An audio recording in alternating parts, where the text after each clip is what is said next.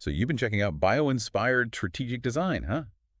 That's pretty cool. Seems like you're really interested in how, nature can give us some pointers, not just for like art and stuff, but for actual business strategy. Yeah, what I think is so cool about this book is it takes us back a bit, you know? Yeah. Like zoom out and look at the bigger picture. I mean, we get so caught up in the everyday stuff of business, but this book, it's like, whoa, the challenges that, living things face. And yeah, even like companies and stuff, they're not actually that different. Okay, now you've got me thinking. Like, what does a business really have in common with, say, I don't know, a gazelle running from a lion?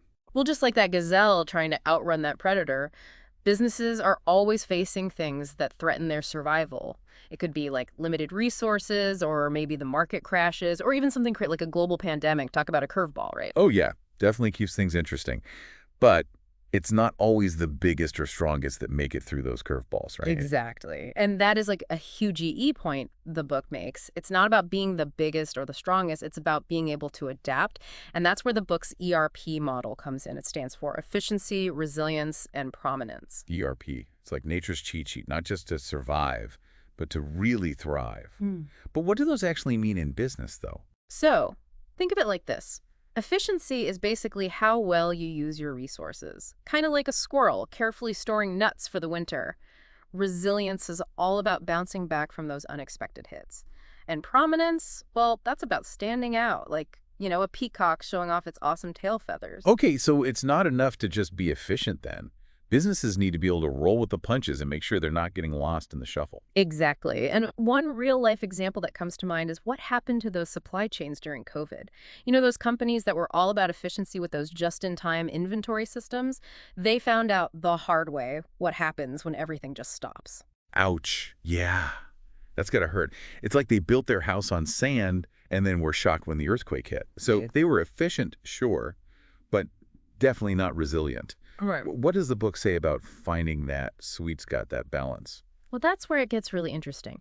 The book looks at specific examples from nature to show how these ERP principles actually play out.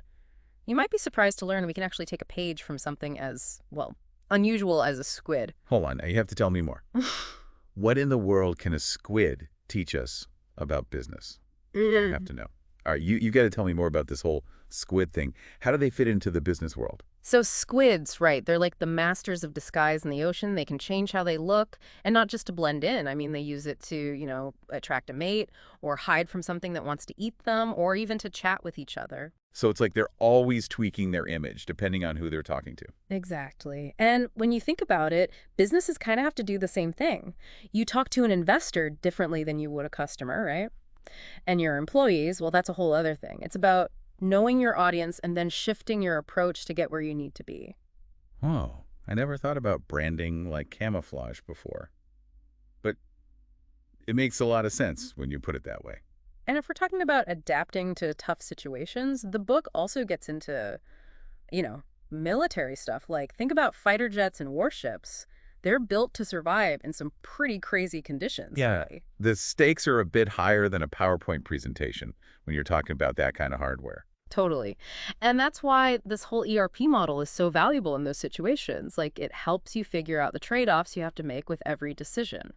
For example, should a fighter jet be designed to be stealthy? Sure, it might be harder to spot, but what happens if it gets damaged? Repairs could be a nightmare. So it's like you want to be hidden but not impossible to find if something goes wrong. Exactly. And get this, these ideas even apply to something as, I don't know, boring as supply chains. Remember when we were talking about resilience? Well, just like that squirrel storing nuts for winter, businesses have to find that balance between efficiency and being ready for anything. It's like always have a plan B, even if you don't think you'll need it. So we've got squids, fighter jets, and squirrels who knew they had so much in common with.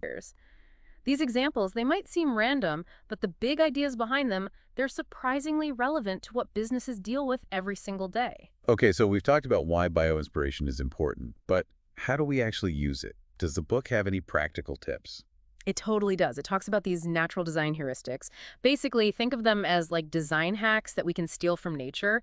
They're these common patterns that pop up everywhere in nature, and we can use them for anything from designing products to planning strategy. Design hacks for nature. Now that's something I can get behind. Give me an example. All right, so one example is this thing called combination, where you basically take different things and put them together to make something totally new and awesome. We see this everywhere in nature, from, you know, the crazy complex structure of a beehive to the way that different species work together in an ecosystem. So it's like taking two things that work well on their own and finding a way to make them work even better together. Oh, got it. And then there's removal. That's all about getting rid of the stuff that's just not needed to make things more efficient or resilient. Hmm. Yeah, interesting. So it's like decluttering, but for businesses. Where do you even start with something like that? Decluttering for businesses, huh? Hmm. I kind of like that. But it makes sense when you think about it, right? Getting rid of all the unnecessary stuff, all that complexity, it can really help you focus on what matters. Exactly. Think of it like, well, have you ever seen a snake shed its skin? Yeah, kind of creepy, but cool at the same time. Right. Well, it's basically getting rid of the old to make room for the new. It's like a whole renewal thing. And companies, they can do the same thing. They can streamline their processes, cut out redundancies, simplify their products, all that good stuff. So sometimes less is more, huh? Mm.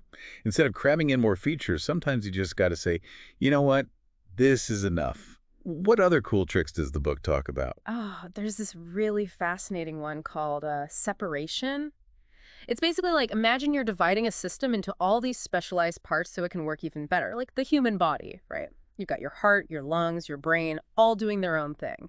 In a business, this could be like creating different teams or departments, each with their own special skills. Divide and conquer, right? You break down these big, hairy tasks into smaller, more manageable chunks. It's just common sense. Absolutely. And remember, the whole point of bioinspiration isn't to just copy nature blindly. It's more like we're trying to understand the big ideas, the principles behind it all, and then figure out how to make those work for us. Just because something works for a beehive doesn't mean it'll automatically be a home run for, say, a software company. Right, you got to know your audience, right? It's about asking the important questions, Hmm. like what are our weaknesses? What are we good at? And how can we use these nature-inspired ideas to build a stronger, more resilient company? It's about opening your mind to new ways of seeing things, using nature to spark creativity and find solutions you might never have thought of before. This has been seriously eye-opening. Yeah. It's so easy to just get stuck in that day-to-day rut and forget to look outside for inspiration. Tell me about it. And that's what's so cool about bio-inspired strategic design. It's like, Yeah. hey, remember nature. There's a gold mine of wisdom there. So for our listeners who are totally digging this whole bio-inspiration thing, what's the one thing they should take away from all this? I'd say dive into bio-inspired strategic design for sure. It's got even more mind-blowing examples and practical advice. But even more than that, I'd say start looking at the world around you with new eyes. Really pay attention to how nature solves problems and ask yourself, how can I use that in my work, in my life, in everything I